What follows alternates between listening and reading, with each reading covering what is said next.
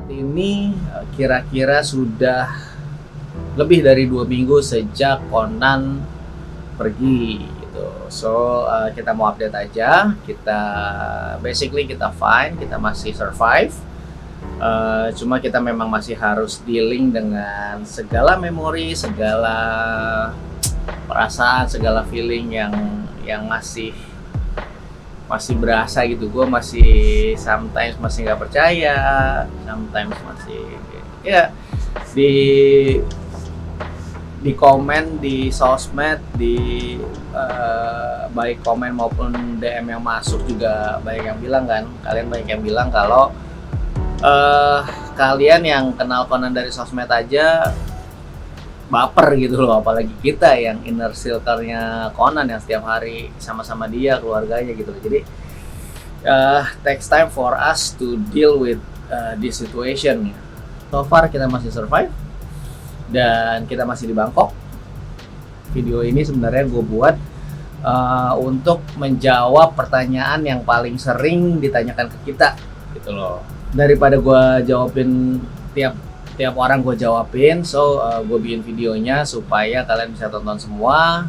Oke, yang pertama gue mau jelasin sedikit tentang keadaan Conan yang sebenarnya, karena gue dengar ada beberapa kabar dari beberapa orang, jadi berseliweran penyebab Conan tuh sebenarnya kenapa ya? Gue paling banyak dengar Conan pergi akibat karena autoimunnya kumat gitu loh, karena memang waktu itu kan seperti autoimun kan, hemolytic anemia autoimun ya, gue sempat post videonya waktu itu. Nah, jadi sebenarnya keadaan Conan terakhir itu adalah karena dia GVSD-nya tidak terkontrol dan melibatkan multiple organ yang kena GVSD itu banyak, ada liver, ada kulit,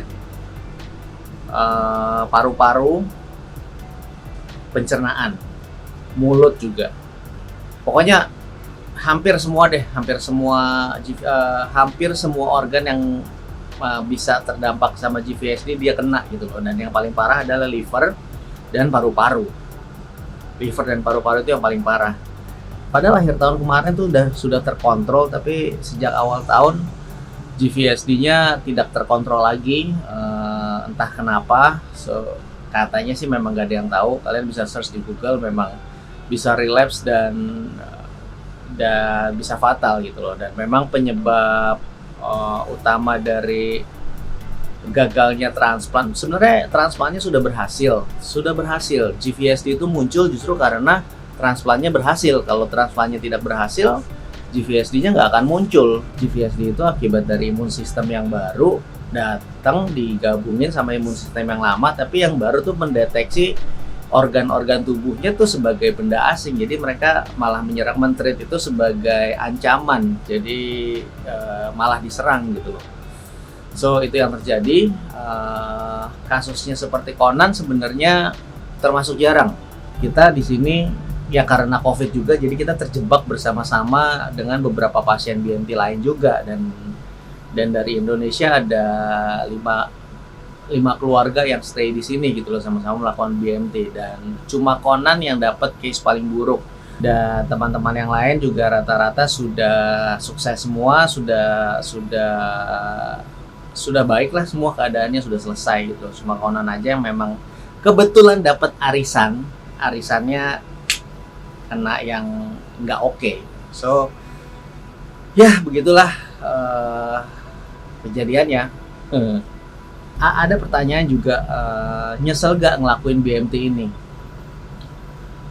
Di titik ini gue bisa bilang gue sendiri secara pribadi gue nggak nyesel, karena gue sudah melakukan yang terbaik berdasarkan apa yang gue tahu, berdasarkan knowledge gue, pengetahuan gue.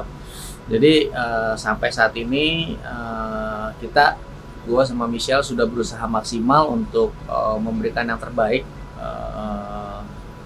berusaha untuk memberikan kesempatan supaya Conan bisa bebas transfusi, tapi ternyata nggak berhasil. Ya kalau ditanya nyesel apa enggak, To be honest, nothing to regret. Buat gue nggak ada yang disesalkan. Tapi kalau lo nanyanya seandainya waktu bisa diputar balik lagi dan gue tahu hasilnya akan seperti ini, tetap mau lakuin BMT apa enggak? Ya jelas aja enggak ya. Kalau misalnya waktu bisa diputar balik, gue nggak akan putar balik ke waktu sebelum Conan di BMT. Gue akan putar balik ke sebelum Conan lahir.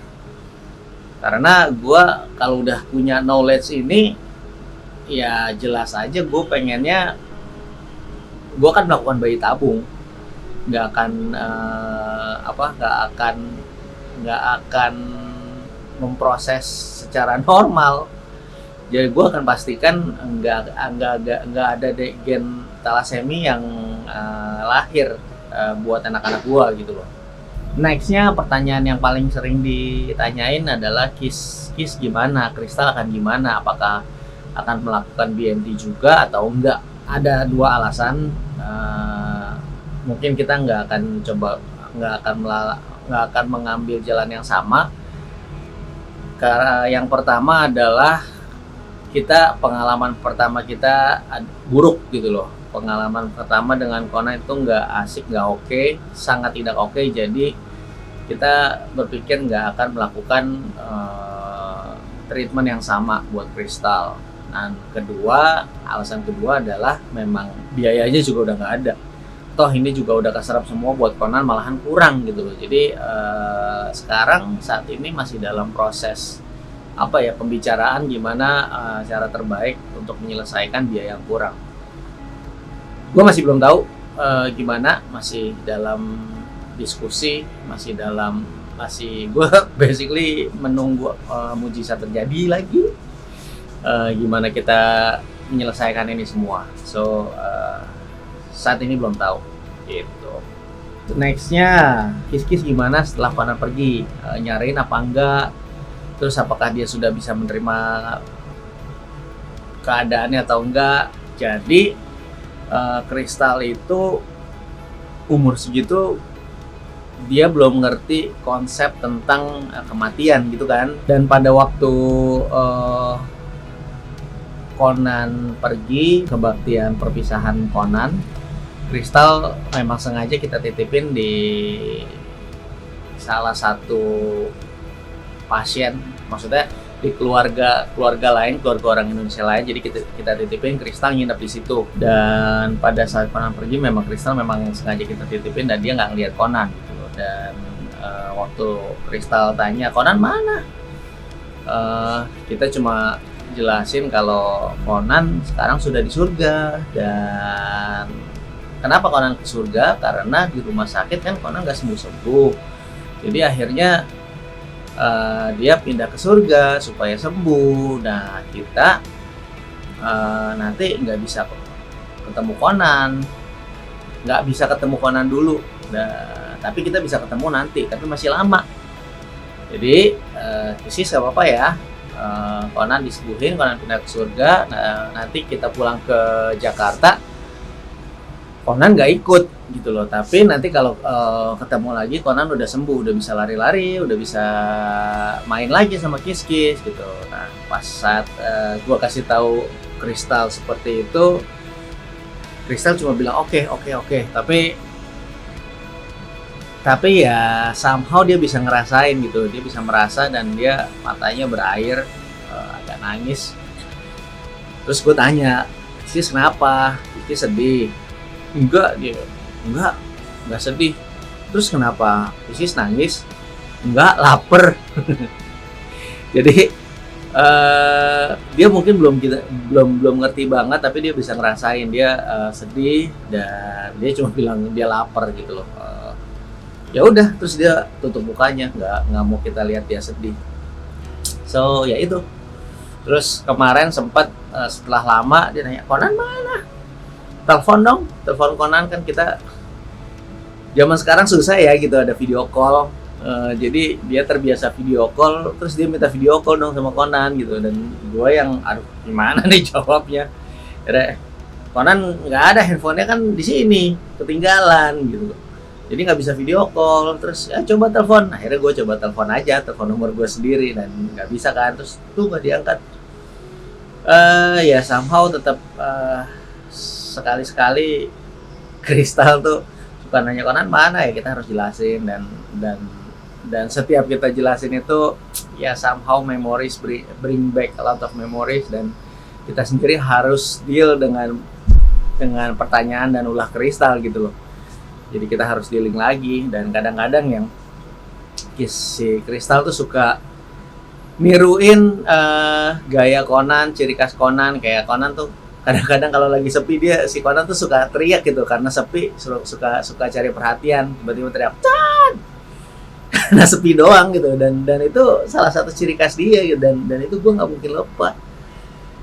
Dan Kristal beberapa kali begitu gitu loh, lagi gue main sama Kristal ya, Edi, Conan suka begini nih, Chan! Gitu, kayak pokoknya ciri khasnya Conan banget deh. Dan saat itu ya gue sedih, tapi gue nggak bisa nunjukin sama Kristal kalau gue sedih ya.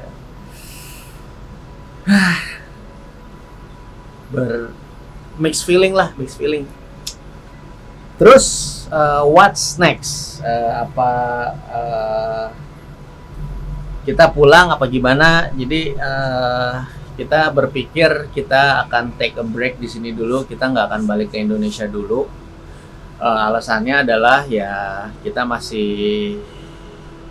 berasa butuh istirahat setelah hampir 2 tahun kita di sini fokus urusin Conan, dan setiap hari memang intens. Gue juga intens banget, setiap hari 24 jam sama Conan, ngurusin bolak-balik rumah sakit. Kalau di total aja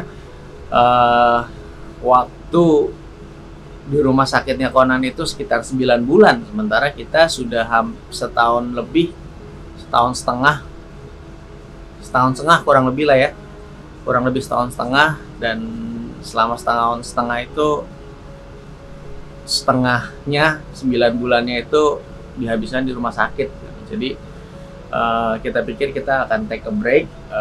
Itu alasan pertama. Alasan kedua adalah pulang juga nggak murah, biaya pulang tuh nggak murah, karena gue kemarin cek tiket pesawat maskapai Indonesia cuma ada Garuda dan harga tiket Garuda itu 8,5 juta per orang.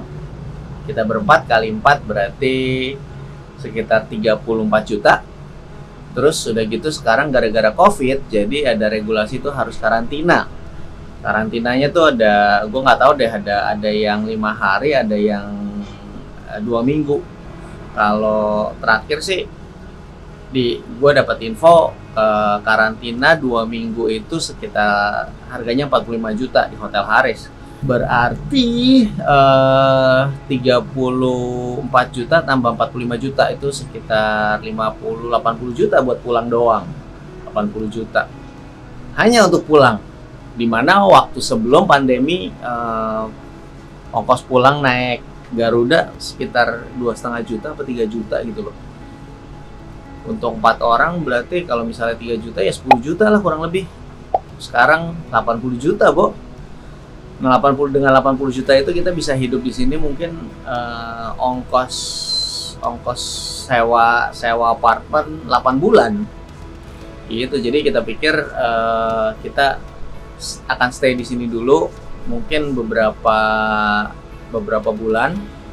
Take a break di sini sambil mungkin menunggu kondisi COVID kalau sudah mulai mereda, karantina udah lebih longgar, dan berharap COVID lebih turun lah wave-nya, baru kita pulang gitu.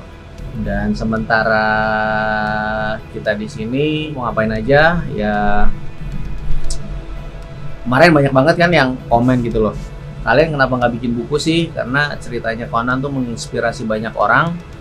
Kenapa kalian nggak bikin buku? Nah, awalnya tuh gue nggak pernah kepikiran bikin buku karena pertama itu bukan di area gue nggak pernah nulis buku. Gue kalau nulis kan nulis untuk naskah film pendek. Nah, tapi setelah kita agak tenang terus pikir-pikir, kayaknya buku itu sesuatu yang pantas dicoba gitu. Justru mencoba hal yang baru, keluar dari rutinitas dari kebiasaan yang maksudnya mungkin kerjaan yang sudah pernah gue sendiri kuasain gitu loh. Jadi kita masih on discussion, gue masih sama Michelle masih on discussion, masih diskusi seberapa benar gak sih kita mau bikin buku gitu loh. Kalau misalnya mau bikin buku, angle-nya dari mana, terus kita akan minta advice dari teman-teman kita yang sudah pernah nulis buku. Jadi ya mungkin aja akan kita bikin buku seperti apa kira-kira yang harus kita tulis. Apakah journey-nya Conan, apakah journey dari talaseminya, ataukah perjalanan kita dari fundraising atau gimana lah. Please kasih kita masukan, komen di bawah buku seperti apa yang kalau kita akan tulis, buku seperti apa yang mau kalian baca gitu. Oke? So far update-nya itu dulu aja. Sekarang kalau kalian masih punya pertanyaan, tolong tulis komen di bawah. Next time gue akan jawabin sama Michelle, karena sekarang udah malam-malam, Michelle udah mau tidur, kayaknya dia bilang gue gak mau syuting lagi, udah mukanya udah muka bantal gitu loh. Dia tidak mau tampil di depan kamera dengan tidak prima. Kalau gue kan cuek-cuek aja ya, gue sangat sangat tidak tahu penampilan, menjaga penampilan. Jadi anytime anywhere gue muncul di depan kamera ya begitu aja. Secara gue biasanya manusia belakang layar gitu, jadi nggak pernah mikir penampilan gue. So that's it for today. Jangan lupa kalau kalian masih punya pertanyaan, tulis di komentar di bawah pertanyaannya apa aja, nanti kita nos. Next time Michelle akan menjawab pertanyaan kalian. Oke? Thank you and see you. Bye.